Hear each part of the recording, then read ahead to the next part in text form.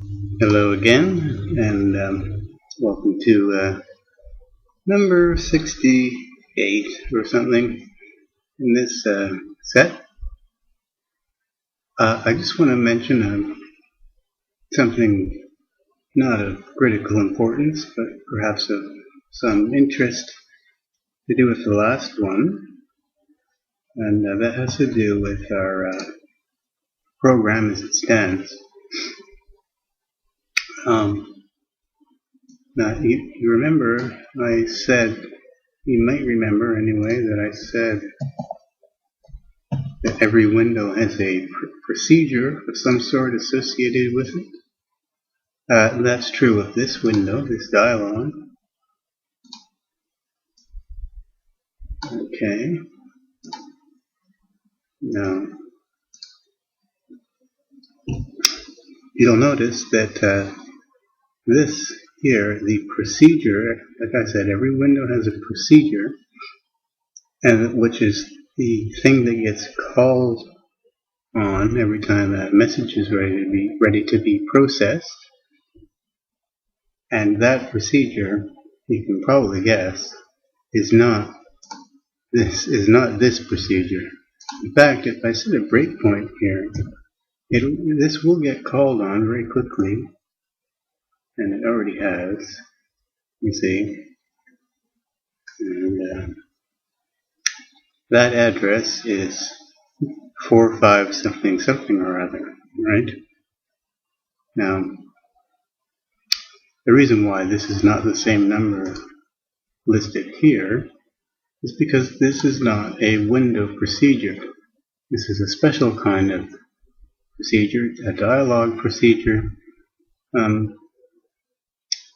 which is something that would get called from the window, the real window procedure for that window. And if you look through here, you can probably find it. What's that number? Something D7 here. That looks like it. 76789OD7. Yeah. So this is the address of the real window procedure for that window, that dialog, which is, we don't have any source code for this, but it's somewhere in a DLL, user32 DLL, which is calling a bunch of stuff, and then the debugger doesn't know what happened from here to here, but eventually it called into our procedure. And all of that started here. If I can get to it. Oh, that is where it is. That's DialogBox. See? So, although this is not a window procedure, it's a simplified window procedure that is being called by the real window procedure, and everything makes sense.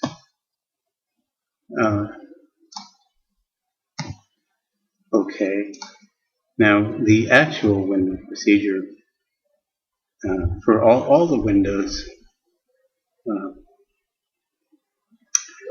are things that are created in this register, through this register class function. Just gonna put it, yeah. Okay, this wind class structure is the thing that contains within it something called a wind proc. Okay? Now, all objects of this class will use the same wind proc. So another dialog box you would expect would use the same window proc as ours did. However, they don't. Well, some of them do and some of them don't. You'll see that if I take this dialog and get rid of that, and go here, check this one out. Its window proc is close to what ours was, but it's not the same. And the reason it's not the same is because this is a Unicode This is the dialog procedure for Unicode dialog. So that means this thing accepts Unicode characters and whatnot in it. And it could have Unicode text. It could have Chinese text here instead of just ASCII text. However, here's another dialog box. That one should use the same procedure.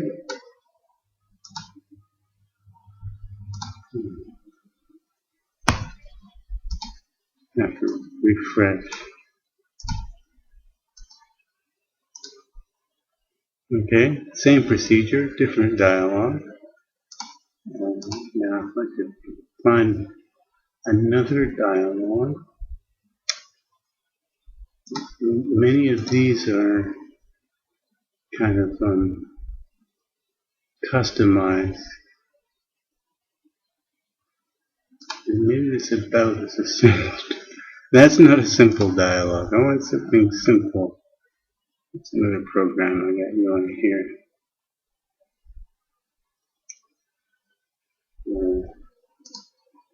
The chances of this thing.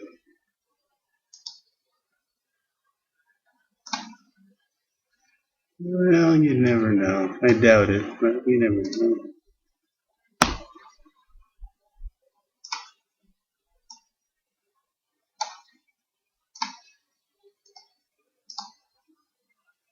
No, it's not the same.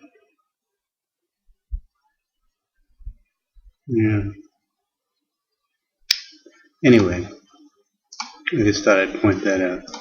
That the creation of a window involves specifying a window procedure, and the special ones that are reserved for the system have their procedures pretty much fixed. Now it took me a couple hours. I found this list of the system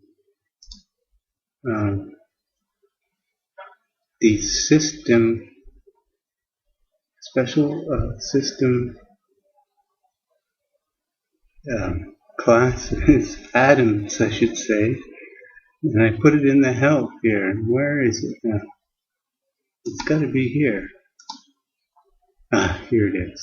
Thought I'd never find it again. Anyway, the dialog box, remember I told you that seemed like a number that never changes? Well, that's true. There it is. Okay, so like all dialog boxes have this for their atom, or for their class name, which is just a number. Menus, the desktop window, always the same. 32769, 32769. So these particular ones are reserved numbers, and you're not allowed to do anything with them. They're listed here.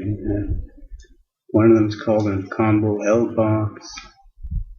Some of these ones have actual names. These are numbers. These are ones that are like the button and edit and so on. Created by the system, but you can do some stuff with them. Okay. You can change the properties of some of these classes. All right. Yeah. That's probably too much as it is. Oh, another thing.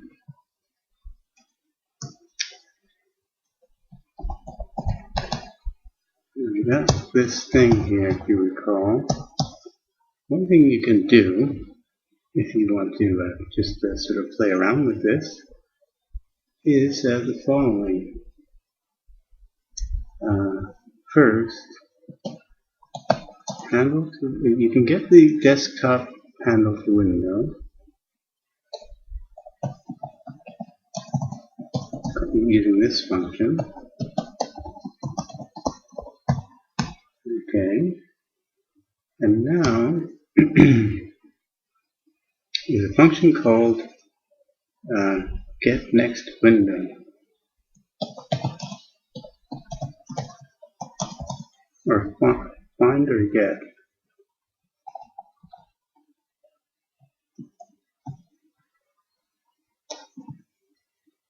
Get, I think. Yeah. Which just returns, when you pass it an h-wing, and a w command. Hang on a sec. It's easier than this. Give me a sec here. Okay. Took me a while to sort this out, but the place to start is top window. Using this get top window function, we'll get the first child of the window passed in, if I understand this correctly. It certainly does seem to. And there's another function that I'm calling at the end here. Get next window gets the sibling windows handle of whatever is passed in here. So basically I'm walking through all of the sibling windows starting from this one. Okay, now I'm not being very careful about the size of these buffers or anything. It's possible to figure out the exact length and so on. 512 is definitely enough for my machine anyway. And I'll just show you it working. So this is basically what that spyxx thing is doing. And first I'm getting the class name. I haven't printed out anything yet, but you can see it here. And now the window text, in this case, happens to be the same as the class name. And I'm printing it out through our magic console thing. Okay, so here's the next one. And if you run through this all the way down to here, I had to increase the size of this block. Here is a list, essentially the same list that you would get from spyxx.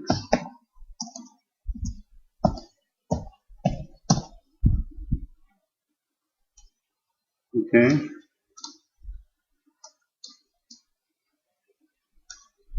There's that. Task switching, right? Task switching is the text. That's the caption, basically. And this is the class name for that particular window.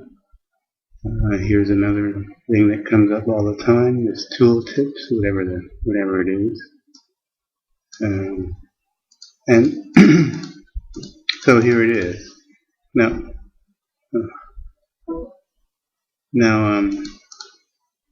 yeah, I saw my name there. User picture. Now, of course, you can use this same get top window, right, to further go down the tree of any one of these particular windows that you come across. And that's all that spy thing is doing. It's just going through the list, and it probably calls this. It sees if it doesn't get null, then it starts doing another wall, and so on and so forth until it builds the tree of all the windows around. Now some of these have weird class names. I have no idea what this is, but it's something you can fool around with.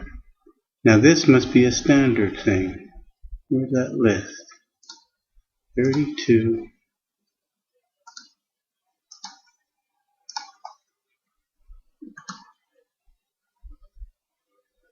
$770. That's a dialog box. Okay. So there's a dialog box whose set is whose text is default setting exe. I don't see it anywhere, but system tray, etc., etc., etc. So if you want to go have fun examining all windows in your system, that's how you do it. I'll save that.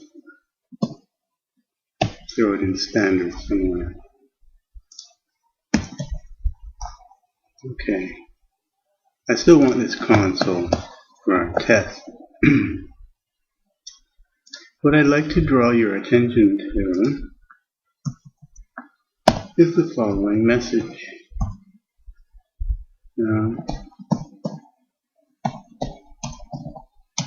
Now it turns out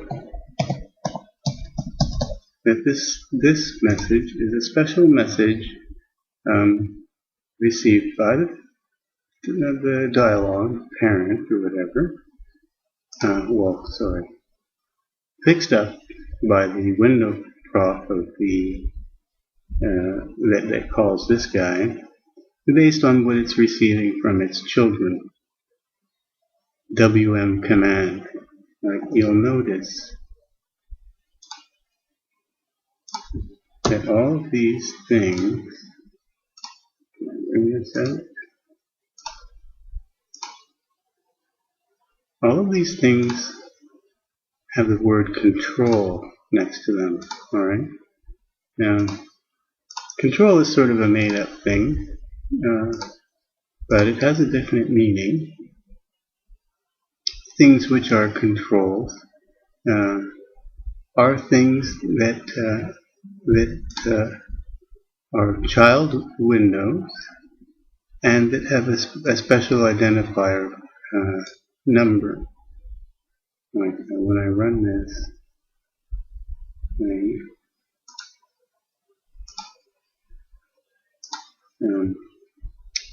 well, before running it, I want to print something out here.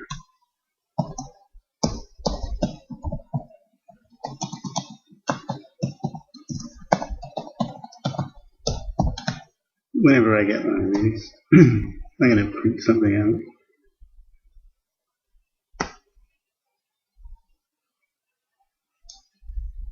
I'm not getting them, but if I click here, I do get one, see?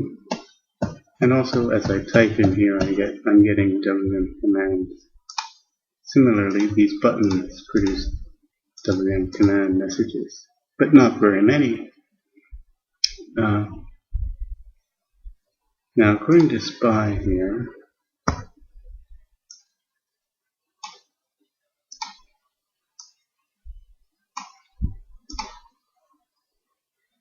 some of these windows, if you didn't notice it before, have something called a control ID.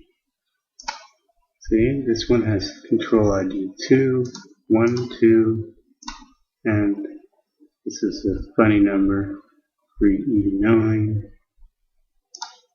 In fact,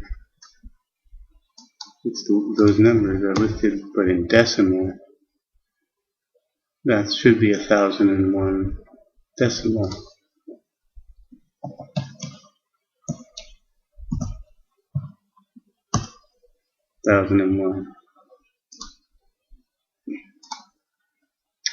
So things which are, whatever the magic is that turn these things into controls, and it's not that magical really, gave them identifier numbers. So for instance, we could print out that identifier number in our message. How much time have I used? Not too bad. So first we look at the help on this special message. And then of course it'll never take us there. And if I do that, try it again. No.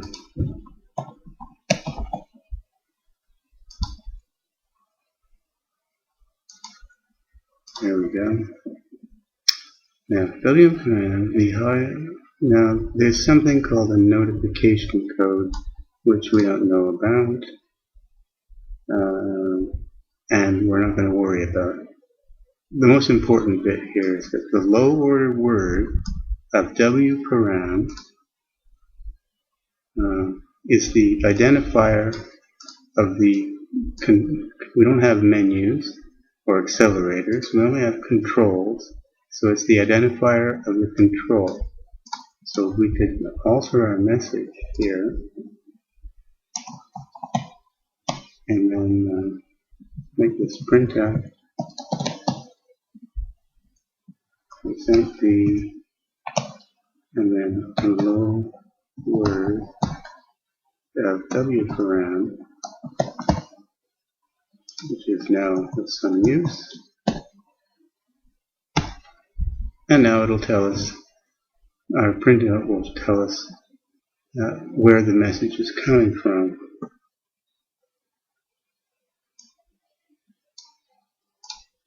Okay, so whichever one had ID 1, we'll use a character return there.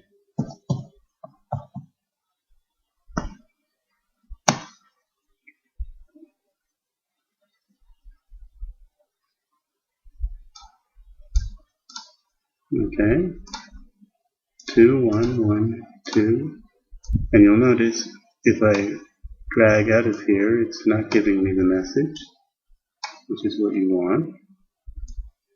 And doing that, I get no message. In fact, the message is sent when the mouse is released. Clicking in here gives me a message from here. Obviously, it has nothing to do with the text. But typing in here, you'll notice actually I'm getting two messages for each letter.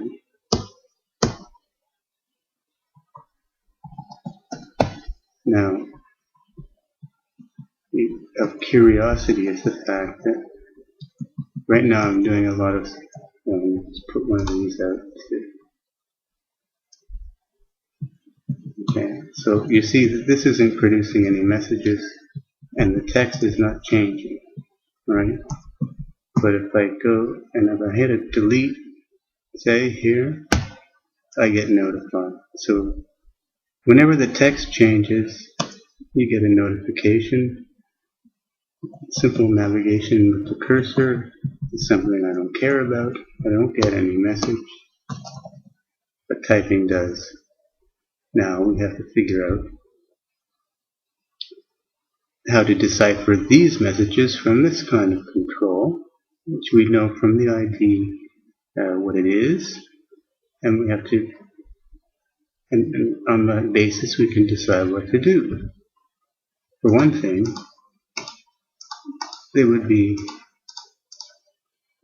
a good idea to figure out how to get out of this thing. As it is, the only way is to kill the program with Task Manager. So I'll do that before leaving.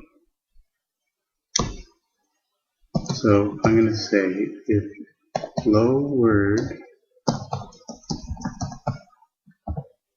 W param equals, now we have numbers defined and, oh no we don't. These are predefined.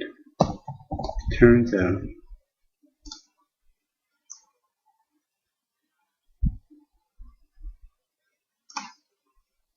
that this here, its identifier is ID OK. Alright? Now that happens to be the number 1, as you've seen. So that's if someone hits the OK button. And, okay, I'll just leave it as like that. I'll leave this here. And then I'm going to do the magic, invoke the magic incantation, which will terminate our dialog. And dialog, which takes an hwind parameter, which has been passed in.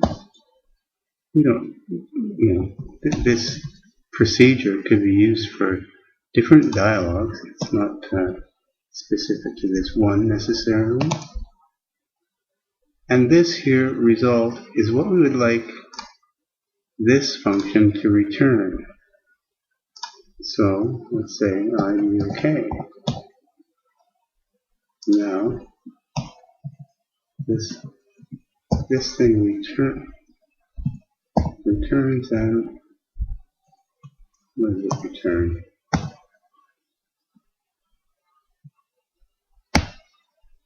Int pointer. I'm not surprised.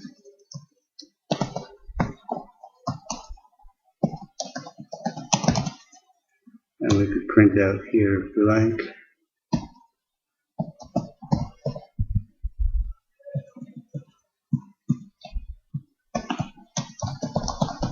Returned, print out.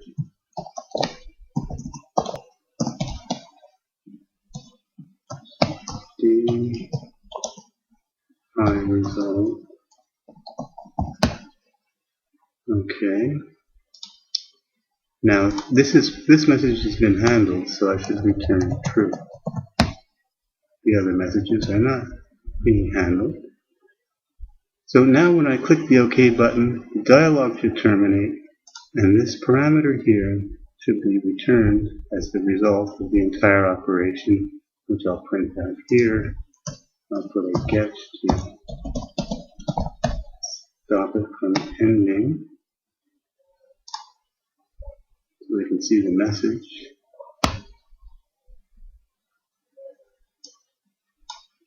Okay, that's still doing its thing. Cancel button.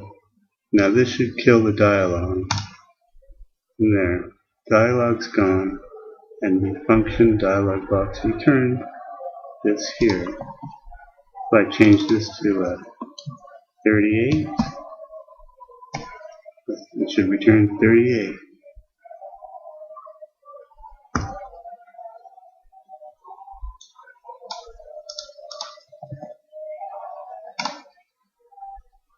See? So now that's the first message we've learned about, and that's the most important one to deal with. The controls, when things happen with the controls for little children, those end up being bundled into these WM command messages typically, and these parameters tell us something about what the message is about. The first part tells us where it's from, and there might be more information in these. Okay, alright. So I'll leave that there, and next time we'll just keep adding more to it until it's doing what we want, and then we'll try and maybe make another one, and then try and do the animation. Okay, see you then.